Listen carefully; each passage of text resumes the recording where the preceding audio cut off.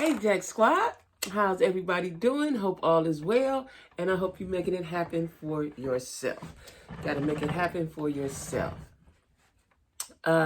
Listen, guys. All of my social media stuff is down in the description box, as well as my email and my Cash App.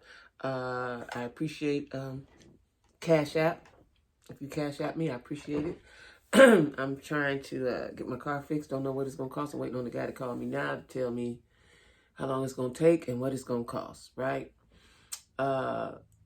Make sure you like, share, comment, subscribe. That just threw me off real quick for a brief second, right? Make sure you like, share, comment, and subscribe. Listen, I want to talk about a pedophilic pastor, right?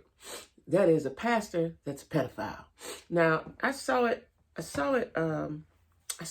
on social media somewhere yesterday about a pastor, and he's a young man, a pastor who impregnated a 14-year-old. She was 14 when he started messing with her. She's 15 now.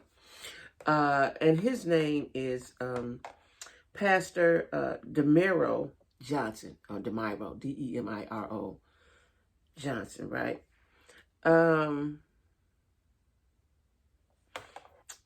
Okay. Someone just texted me. Never fail. As soon as I start talking, somebody texts me. You know, the text come across my screen. Even though the phone don't ring, the text will block my vision, right? So anyway, Pastor Demiro Johnson, he is the pastor of the Church of the Apostolic Saints in Greensboro, North Carolina, right? And I saw this on TikTok. So I always wonder about the parents as well as the person, the pedophile. He had children, so he invited children over to his home. But this girl and her brother, he paid close attention to. And they were allowed to sleep in his room. Now, right there. No. We have to start. Listen, one thing about church folk is they try to act like the world don't exist. Some church folk, right? We have to start telling our kids about the horrors and the atrocities and the ills of the world. We have to prepare them, right? And so they slept in his bed. Now, there were other children there. Oh, he told them there were going to be other children there, and no other children came. All right, this girl was 14, right? And when her brother went to sleep, the man proceeded to touch her. He's 35.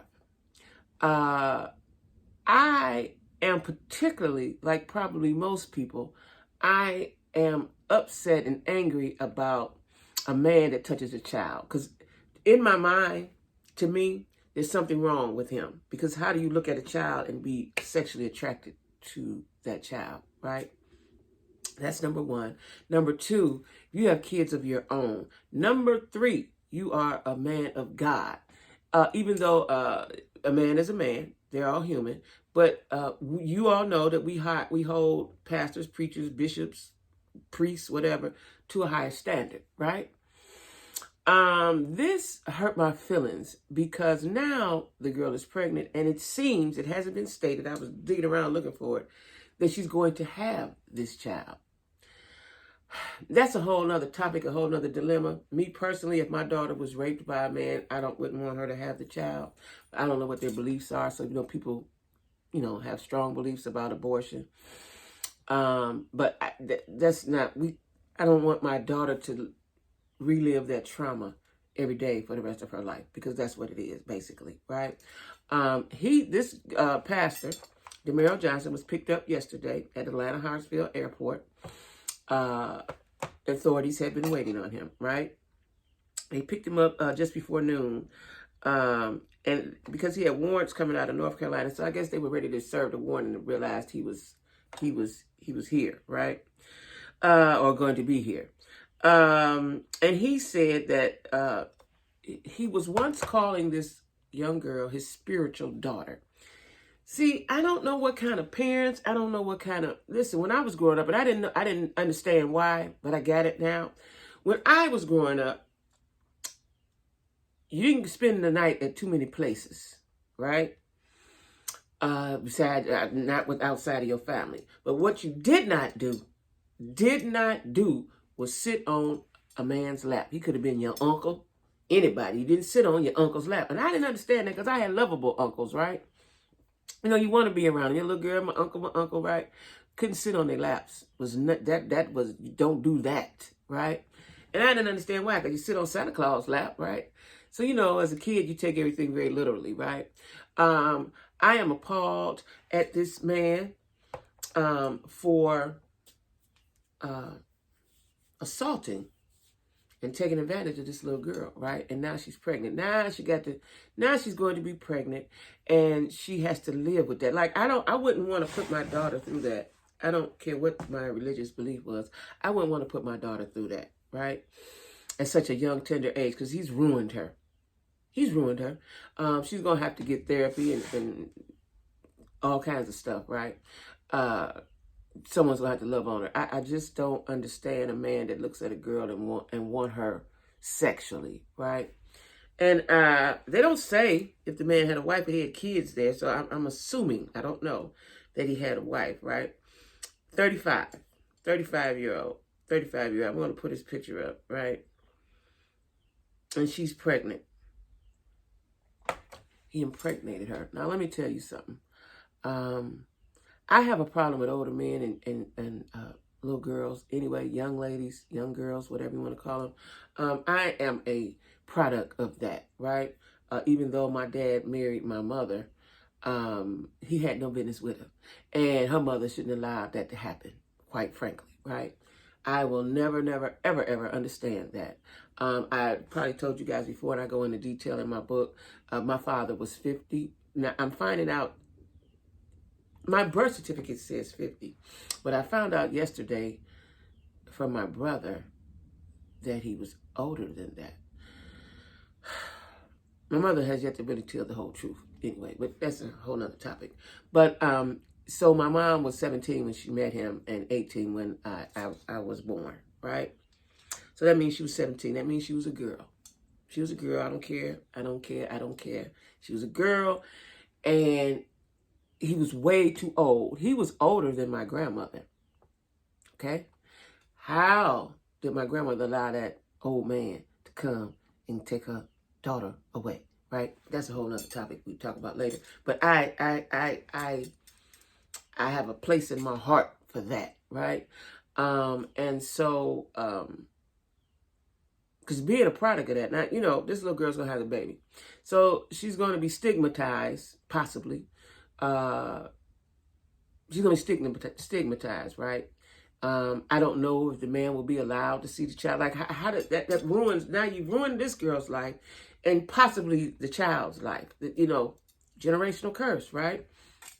I haven't heard. I've been digging around this morning to see if he's been to court yet, what they're going to do, what's going to happen, did he have to get a bond, what's going on with him, right? I will update you guys as, you know, when I find out. I just wanted to talk about it and express it. And it seems like these godly men are not as godly as people think they are. Now, let me tell you this. I just got finished watching the movie about Harvey Weinstein, right? And for whatever reason, I thought he had committed suicide, but he's serving 23 years. It was over. They realized it was over. Over 82 women came forward after it was all said and done that he had been manipulating and abusing and having sex with these women through the years. Through the years. He was 64, 3 or 5 when he got convicted. Through the years, he was doing horrible things, making women have sex with him. And then when they didn't, or they opened their mouth, he would blackball them, you know, in the TV movie industry, right? He worked for Miramax. So listen, as women, you have to take care of yourself, number one, right? But we have to start teaching our daughters that it's not okay and to not be afraid and to tell it. Because I'm watching this movie this morning, and a lot of these women were afraid to talk. They were afraid to talk, or they were embarrassed to talk. It's nothing to be embarrassed about if somebody tried to take something from you. Ain't nothing to be embarrassed about that, right? So anyway, I'm going to see what's going to happen with Pastor now. Now, speaking of that, there is a pastor in my city, in my home city, who I found out, and I'm talking about a prominent pastor.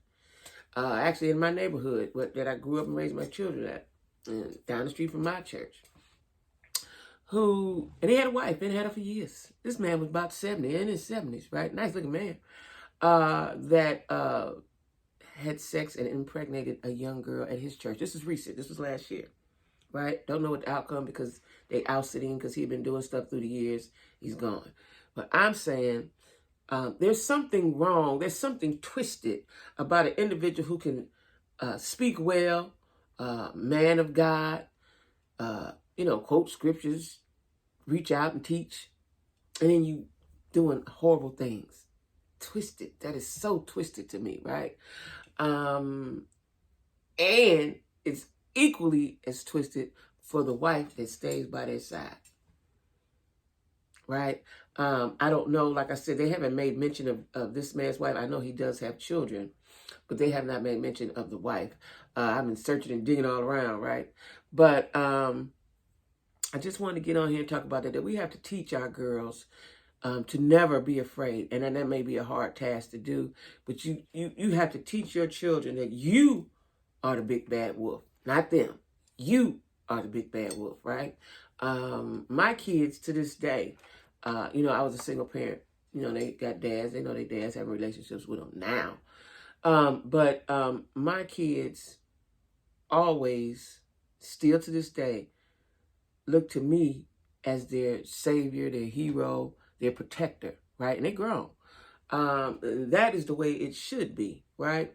You should never, and I'm going to say this as nice as I can, a lot of times church folk create naive children because they keep them in a bubble. We don't want them over here with this person, that person. They can't go there, but therefore they don't learn, and they don't learn about life, and they don't learn life skills, so to speak, social skills, right? I've seen it time and time again. You got your kids in a bubble. You think they're better than anybody. You don't want to let them play with little Ray, little Pookie Nell, because they too bad, and you keep them in the house. But what happens is you bring, 9 times out of 10, you either bring the danger to your home or you take your child to the danger.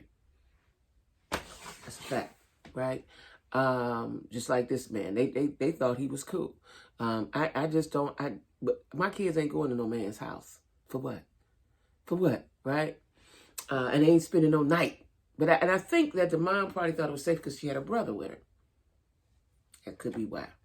At any rate, it's a horrible situation, and I just want to get on here and speak about it. And you guys can check it out. His name is Demerrill Johnson out of Greensboro, North Carolina, and his church is the Church of the Apostolic Saints in Greensboro. Church of the Apostolic Saints, okay? So anyway, y'all, don't forget to like, share, comment, subscribe, cash at me, email me. I always enjoy reading the emails and the suggestions and so on and so forth. Yeah, do that, all right? All right, guys, you all have a great day.